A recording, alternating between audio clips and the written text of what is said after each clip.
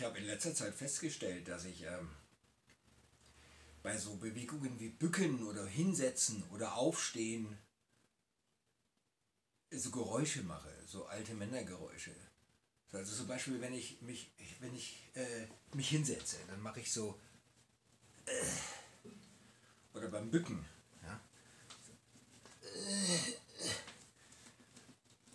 Ich weiß nicht, wie lange ich das schon mache.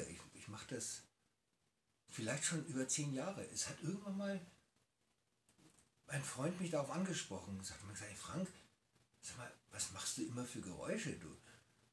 Beim Bücken machst du immer so, Und das habe ich jetzt gerade wieder. Habt ihr das gehört? Gerade ich setze mich hin und mache wieder so Geräusche. Immer so, Jetzt, ich werde schon völlig verrückt. Ich beobachte mich die ganze Zeit selber und überlege, mal sehen, weil ich das nächste Mal wieder sehe, höre, dass ich solche Geräusche mache. Mittlerweile sehe ich diese Geräusche auch schon. Die sind so grün. Ist egal. Ich habe neue Seiten aufgezogen gerade. Und wie stimmt?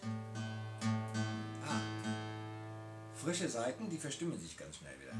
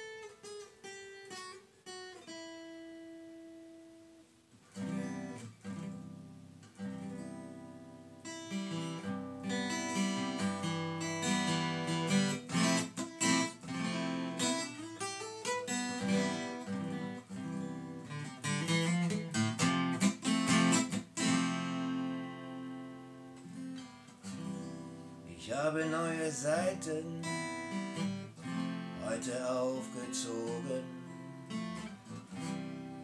Die sind bei weitem viel besser ungelogen. So sollte man es immer machen, vor allem mit Frauenzimmern. Völliger Quatsch. Wieso mache ich das Video? Achso, ich gehe heute auf einen Geburtstag und dafür habe ich diese neuen Seiten aufgezogen.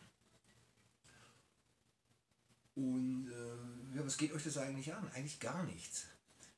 Nur, dass auf diesen Geburtstag halt höchstwahrscheinlich mehr als 15 Personen kommen. Und ich sage euch ja einfach mal so öffentlich, ja.